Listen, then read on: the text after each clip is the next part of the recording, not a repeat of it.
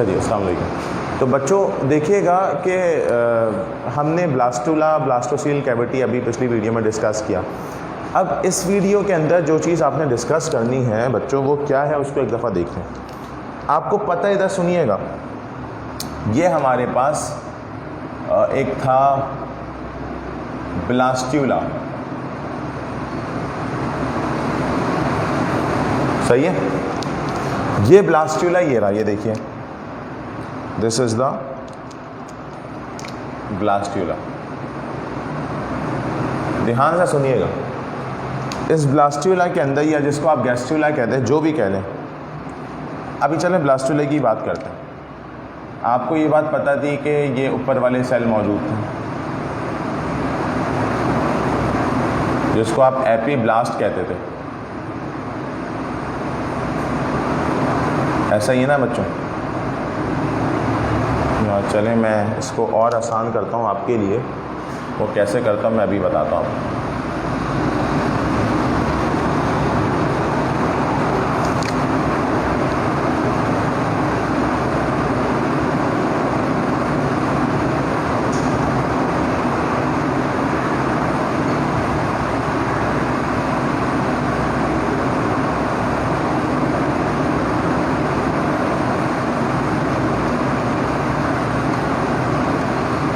ये देखिए, ये स्ट्रक्चर है। इसमें आपने ये सीखा था कि बीच की एक कैविटी डेवलप होती है, दैट इज़ कॉल्ड द, ये ओपनिंग है, दैट इज़ कॉल्ड ब्लास्टोपोर। ठीक है, दिस इज़ कॉल्ड ब्लास्टोपोर। वहाँ तो मैंने आगे गैस्ट्रुला तक भी बता दी ना पिछली वीडियो में, मैंने कहा this is called the blastopore. अब ये जो ब्लास्टोपोर होता है बच्चों, देखिएगा,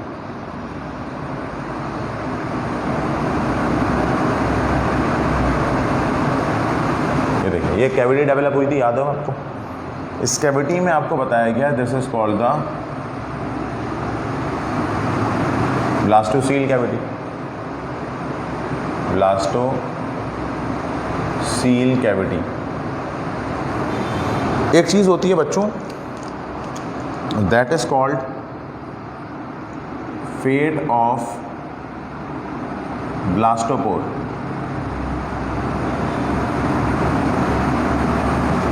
That is called fate of blastopore. What do you mean by fate of blastopore? Fate of blastopore का दरअसल मतलब ये होता है कि blastopore decide the fate of an organism. क्या कहा? Blastopore decide the fate of an organism, either it is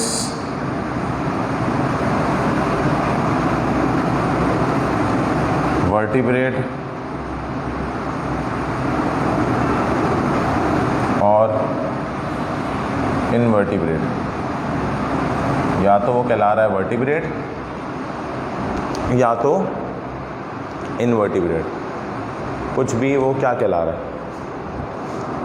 अब जो बात समझने वाली है वो क्या है, फेट ऑफ ब्लास्टोपोर में होता ये है कि जो बच्चों ब्लास्टोपोर होता है ना, वो या तो पहले माउथ बनाएगा या पहले एनस बनाता है। अगर ये बनाता है फर्स्ट माउथ, यानी दो कैविटीज़ होती हैं ना इंसान की बॉडी में, दो ओपनिंग्स होती हैं, कैविटीज़ तो नहीं कहूँगा, ओपनिंग्स, जिसमें एक माउथ होता है और दूसरा एनस होता है। तो या तो ये माउथ बनाएगा पहले या पहले एनस बनाएगा। मतलब बात ये कि पहले क्या चीज़ बन रही है, बनेंगे तो दोनों ही ब्लास्टोपोर से, माउथ भी ब्लास्टोपोर से बनेगा, एनस भी ब्लास्टोपोर से बनेगा। बट इन बोथ कि भाई कौन सा पहला बन रहा है। अगर पहले बन गया माउथ तो इसको कहते हैं बच्चों प्रोटोस्टोम।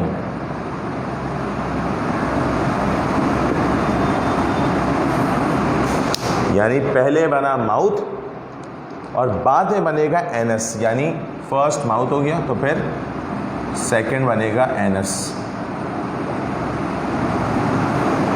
तो अब आप इसको ऐसे कहें कि भाई first mouth, second anus, that is protostome. समझ आ रही है बात? इसी तरीके से फिर बारी आती है कि अगर बन गया है फर्स्ट माउथ की जगह फर्स्ट एनस, पहले बन गया एनस। अच्छा, ये सिर्फ एक ही जानदार के अंदर नहीं होता कि भाई पहली दफ़ा एनस बन गया फिर माउथ बन गया, ऐसा नहीं होता। होता है कैसा, मैं आपको बताऊँ। ये डिपेंड करता है पहले क्या चीज़ बनेगी, बाद में क्या चीज़ बनेगी, ये डिपेंड करता है। सही है बच्चों, कि फर्स्ट माउथ, फिर एनस और ये सारी चीज़ें।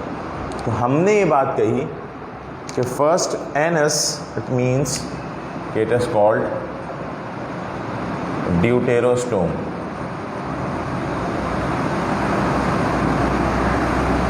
क्या कहलाता है? ड्यूटेरोस्टोम कहला रहा है। फर्स्ट एनस अगर बने तो that is called the deuterostome. और इसमें कहा जाता है जब ये ड्यूटेरोस्टोम है बच्चों, तो ड्यूटेरोस्टोम का मतलब ये है कि फर्स्ट तो एनस बन रहा था, तो यहाँ बनेगा सेकंड माउथ। एक दफ़ा समझा रहा हूँ ताकि आपको फिर दोबारा क्लियर हो जाए, कंफ्यूजन ना रहे। मैंने कहा प्रोटोस्टोम में फर्स्ट माउथ बनता है, देन एनस बनता है। ड्यूटेरोस्टोम में फर्स्ट एनस बन रहा है, सेकंड माउथ बन रहा है। नाम दिया हुआ है माउथ पर। अगर पहले माउथ बन जाए प्रोटोस्टोम, अगर बाद में माउथ बने तो ड्यूटेरोस्टोम, बात खत्म हो गई। यानी अगर ब्लास्टोपोर पहले माउथ बना रहा है तो इट इज़ कॉल्ड प्रोटोस्टोम, अगर ब्लास्टोपोर बाद में माउथ बना रहा है तो दैट इज़ कॉल्ड ड्यूटेरोस्टोम। तो it is depending upon the situation कि what is protostomes and what is deuterostomes. ठीक हो गया बच्चे? ये हमारे पास चीज़ें आती हैं प्रोटोस्टोम्स की और ड्यूटेरोस्टोम्स की। अब फर्दर जो बात समझाने वाली है वो क्या है? हमने प्रोटोस्टोम्स की बात की, हमने ड्यूटेरोस्टोम्स की बात की। दोनों स्टोम्स की बात हमें समझ में आ गई। याद रखिएगा जो प्रोटोस्टोम्स होते हैं बच्चों, ये हमारे पास होते हैं ज़्यादातर इनवर्टिब्रेट। ठीक है? और ड्यूटेरोस्टोम जो होते हैं वो होते हैं वर्टिब्रेट।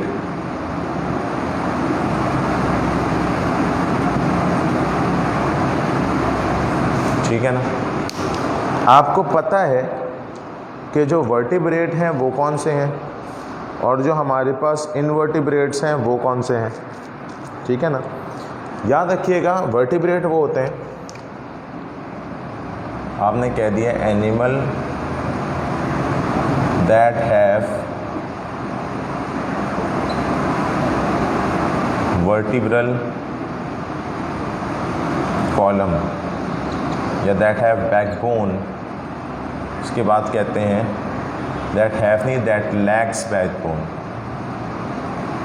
ठीक है?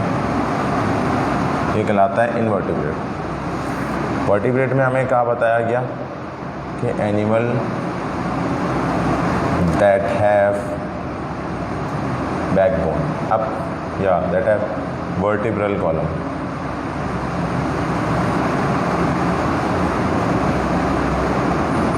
सवाल ऐसे ओरिजिनेट होता है बच्चों कि एक के पास बैकबोन मौजूद है, एक के पास बैकबोन मौजूद नहीं है, तो फ़र्क क्या है? एक के पास बैकबोन है तो दैट इज़ कॉल्ड वर्टिब्रेट, एक के पास बैकबोन नहीं होती दैट इज़ कॉल्ड इनवर्टिब्रेट। तो बहुत ध्यान से बात को समझिएगा। इसमें एग्जाम्पल तो आप लिख ही सकते हैं ना कि इसमें क्या आ जाता है भाई, इसमें अर्थवॉर्म आ जाएगा, स्नेल्स आ जाते हैं, ये सब प्रोटोस्टोम कहलाते हैं। इसमें हमारे पास कॉर्डेट्स आ जाते हैं सारे, जिनके पास नोटोकॉर्ड मौजूद है। तो ये फर्स्ट एनस है। यहाँ तक क्लियर है बात? यहाँ तक बातों को समझ में आ रही है बच्चों आप लोगों के? शाबाश। अब आगे बढ़िएगा। तो हमने फेट ऑफ ब्लास्टोपोर की बात कर ली कि प्रोटोस्टोम और दूसरा क्या आ गया, ड्यूटेरोस्टोम। ठीक है ना? इन दोनों को हमने डिस्कस किया। इनको डिस्कस करने के बाद आपको ये फेट ऑफ ब्लास्टोपोर तो क्लियर हुआ। अब याद रखिएगा बच्चों, जो हमारे पास अब थोड़ी सी बातें समझाने वाली हैं। एक चीज़ हमने डिस्कस की थी दैट इज़ कॉल्ड गैस्ट्रोला, उसको यहाँ बनाते हैं। ये देखिएगा एक चीज़ होती है दैट इज़ कॉल्ड गैस्ट्रोला। तो आपको ब्लास्टोला तो समझ में आया कि ये था ब्लास्टोला। अब गैस्ट्रोला कैसे होता है वो भी दिखा देता है बच्चों, क्योंकि ना एक एक कंसेप्ट आपको क्लियर होने चाहिए। मेरी बस अपनी ना यही कोशिश होती है कि आपके मैं एक एक कंसेप्ट क्लियर कर दूँ, आप लोगों को प्रॉब्लम ना हो, क्योंकि जब आपको प्रॉब्लम होगी तो आपको मसले मसाइल हो जाएंगे, आपको समझ नहीं आ रही होगी। ऑल्दो किंगडम एनिमली एक डिफरेंट टॉपिक है, एक मुश्किल टॉपिक है, इसलिए मैंने आपको पहले ब्लास्टोला और गैस्ट्रोला दोनों बना के दिखाया। ब्लास्टोला के अंदर आप जानते हैं कि ये वाली जो लेयर होती थी that is called the epiblast, और ये जो नीचे वाली होती थी that is called the hypoblast. एक होती थी एपीब्लास्ट और दूसरी होती थी हाइपोब्लास्ट, ठीक है ना। एक एपीब्लास्ट है और एक हाइपोब्लास्ट है। जब भी कभी हम एपीब्लास्ट की बात करते हैं तो एपीब्लास्ट में क्या होता है ज़रा समझिएगा। वो होता ये है कि आप लोगों को मैं ये बात समझा चुका था कि ये देखिएगा,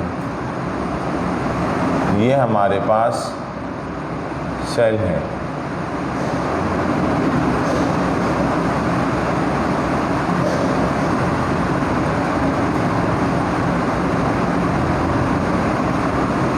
ठीक है, ये अपर वाला सेल है। इसी के बाद यहाँ पर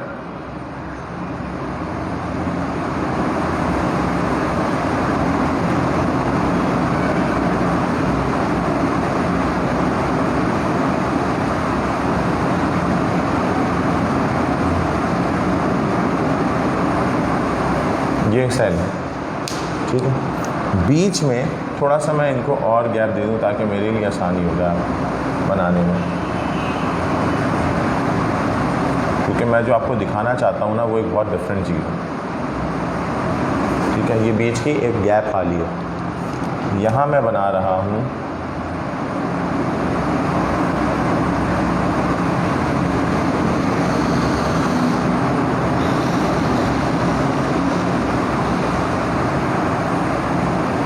ये पूरा हिस्सा कहलाता है गैस्ट्रोला, ऐसा ही है। रेड कलर का आपको पहले भी बता चुका हूँ, अभी दोबारा बता रहा हूँ, दैट इज कॉल्ड एक्टोडर्म। जो ब्लैक वाला है that is called the mesoderm, और ये जो ग्रीन कलर वाला है that is called the endoderm.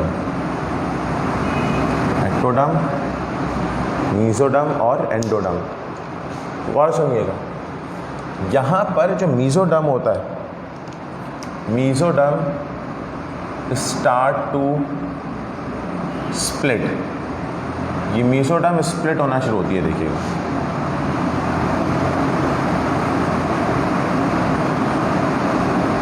Mesoderm split होना शुरू हो गई।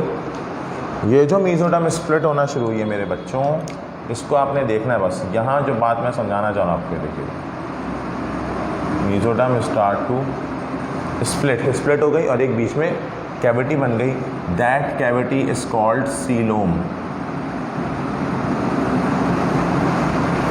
समझ आई बात? तो अगर आपसे पूछा जाए कि व्हाट इज सीलोम, तो आप सीलोम की डेफिनेशन कुछ इस तरीके से बताते हैं कि coelom is defined as a body cavity. सही है, सीलोम क्या होता है बच्चों? एक बॉडी कैविटी है, या यूँ कहते हैं कि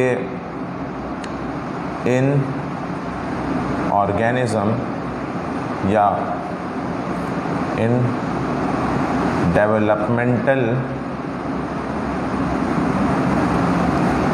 stage of animal, mesoderm split to form a cavity called coelom। ठीक है, ये क्या कहलाती है बच्चों आपके पास? This is called the coelom. अब अगर हम बात करते हैं और देखो अब यहाँ पर ये जो स्पेस होता है ना मेसोडर्म का, ये आहिस्ता आहिस्ता बढ़ना शुरू हो जाता है, ठीक है। और ये कैविटीज़ बनाता है कि भाई जिसको आप कहते हैं 2 मिनट बच्चों,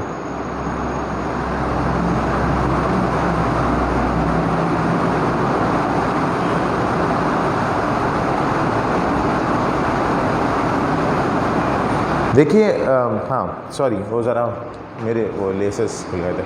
एनीवेज, तो यहाँ पर बताया गया कि हाँ कहाँ पे थे हम, हाँ सीलोम में बताया गया कि भाई ये स्प्लिट ऑफ मेसोडर्मल लेयर को अगर आप स्प्लिट कर दें तो बेसिकली बीच में एक कैविटी बन जाती है, that is called the what, coelom. अच्छा, सीलोम में ये बताया जाता है कि ये हमारे पास आगे जाके क्या बनाता है भाई, ये सीलोम आगे जाके बनाता है रिप्रोडक्टिव सिस्टम,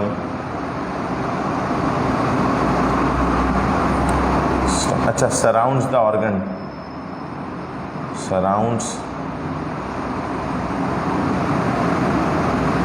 द ऑर्गन, यानी ऑर्गन को सराउंड करके रखता है। तो ये चक्कर है सारा का सारा, ये हमने सीलोम की बात। सीलोम के बाद अगर हम बात करते हैं टाइप्स ऑफ सीलोम, तो हम टाइप्स ऑफ सीलोम की बात अकॉर्डिंग टू द ऑर्गेनिज्म कहते हैं कि भाई यहाँ हम ऑर्गेनिज्म को डिवाइड करते हैं, या ऐसे कह सकता हूँ मैं। अब यहाँ पर मैं डिवाइड कर रहा हूँ ऑर्गेनिज्म को, कि डिवीजन ऑफ ऑर्गेनिज्म, या डिवीजन ऑर्गेनिज्म नहीं, एनिमल बोल दो तो ज़्यादा अच्छा है।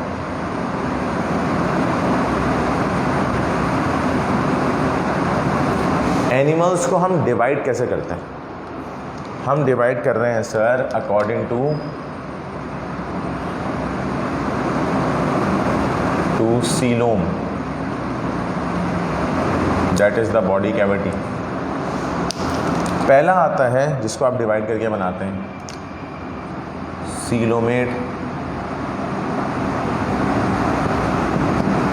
दूसरा आता है स्यूडोसीलोमेट,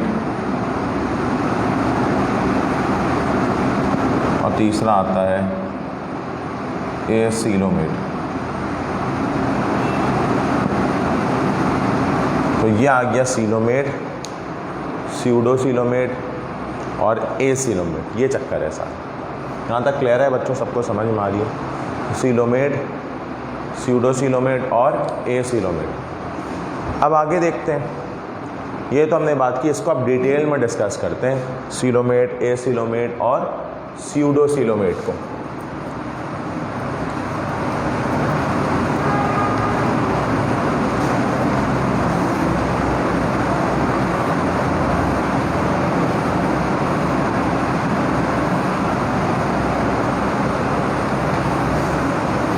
देखिएगा, सबसे पहले अगर मैं बात करता हूँ सीलोमेट की,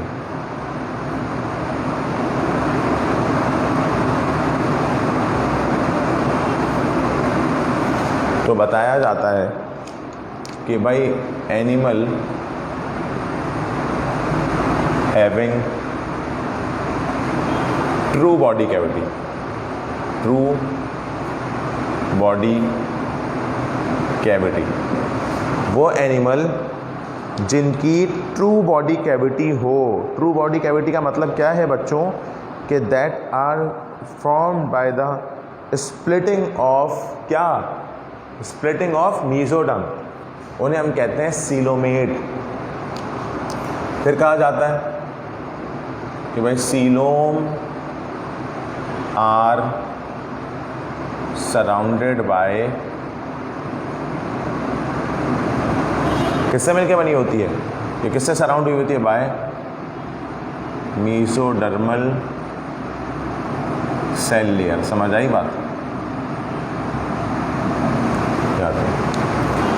इनकी एग्जाम्पल कौन कौन सी होती है? एग्जाम्पल देख लीजिए।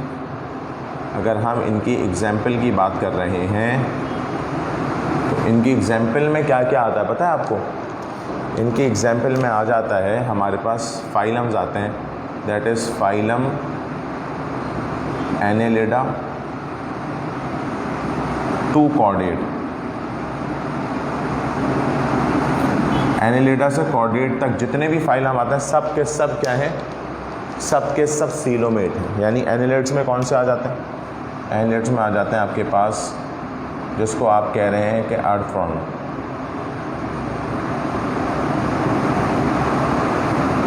और कॉर्डेट में हमारे पास क्या आ जाते हैं? ह्यूमन, ठीक है, बर्ड्स हमारे पास आ जाते हैं। और क्या आता है हमारे पास? फिशेस एंड एक्सेट्रा, बहुत सारे और भी होते हैं। तो ये हमारे पास इसकी बात आगे बच्चों, ये हमने डिस्कस कर दी सीलोमेट। क्लियर है? तो बच्चों ये पूरा मैकेनिज्म हमारे पास हुआ सीलोमेट। फिर हमारे पास बात आती है किसकी? स्यूडोसीलोमेट की।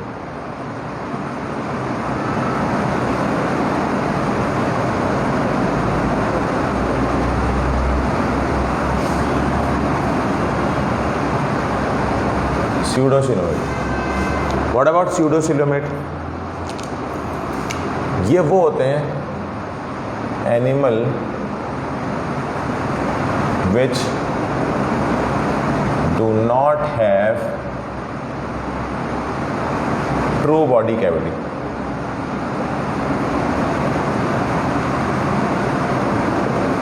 वो एनिमल जिनके पास ट्रू बॉडी कैविटी होती ही नहीं है उनको कहते हैं हम स्यूडोसीलोमेट। इसका नाम दिया जा रहा है स्यूडोसीलोमेट। यहाँ तक क्लियर है बात बच्चों? सर तो ट्रू बॉडी कैविटी क्यों नहीं है? देयर कहा जाता है बॉडी कैविटी, यानी बॉडी कैविटी मतलब coelom, are not form by the spletion of क्या? मीजोडर्म। ठीक है, ये चक्कर होता। और इनकी एग्जाम्पल क्या आती है बच्चों? अगर मैं इनकी एग्जाम्पल देख लूँ, इनकी एग्जाम्पल में आ जाता है हमारे पास, इसको नाम दिया जाता है फाइलम। एक फाइलम आता है दैट इज़ कॉल्ड, एक हमारे पास है दैट इज़ कॉल्ड नीमाटोड्स।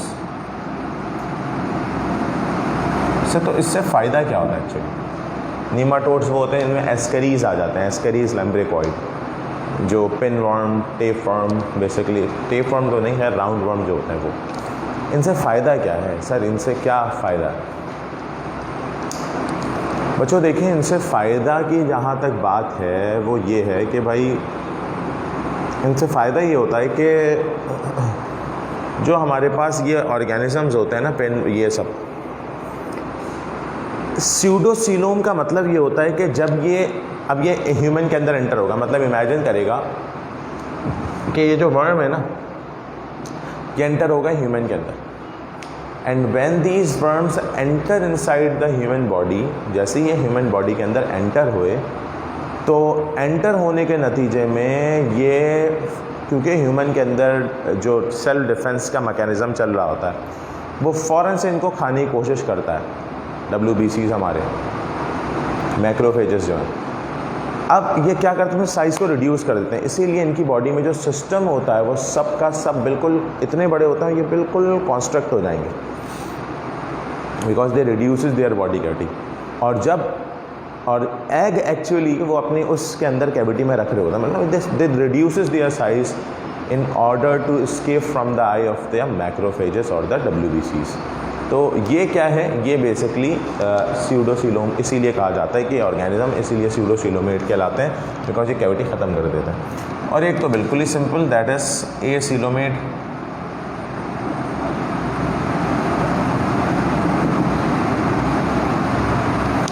तो हमने कह दिया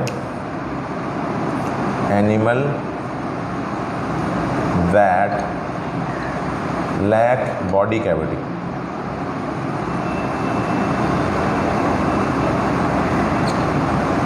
वो एनिमल जिनकी बॉडी कैविटी एब्सेंट है, जिनमें बॉडी कैविटी है ही नहीं, उनको किसका नाम दिया जाता है? एसिलोमेट। समझ आई? जिनके अंदर बॉडी कैविटी है ही नहीं। एग्जाम्पल देख लें, फाइलम प्लेटी हेलमिन्थीस। प्लेटी हेलमिन्थीस क्या होता है? दे आर फ्लैट वर्म, उनकी बॉडी फ्लैट है, आगे से और पीछे चपटी है, जिसमें प्लेनेरिया आ जाता है। फ्लैट है, आगे से पीछे चपटी है, बिल्कुल प्लेन जैसी है। अभी हम डिटेल में पढ़ेंगे ना बच्चों। तो ये हमारे पास फाइलम प्लेटी हेलमिन्थीस की बात आती है। इसीलिए क्या कहा जाता है कि ये हमारे पास सीलोमेट है। यहाँ तक क्लियर है बात बच्चों? सबको समझ आ रही है? तो ये हमने एसिलोमेट की बात करी। इसमें किसी को कोई भी सवाल हो तो आप लोग मुझसे पूछ सकते हैं। आज की क्लास में इतना ही रखते हैं, बाकी इंशाल्लाह नेक्स्ट वीडियो में डिस्कस करते हैं।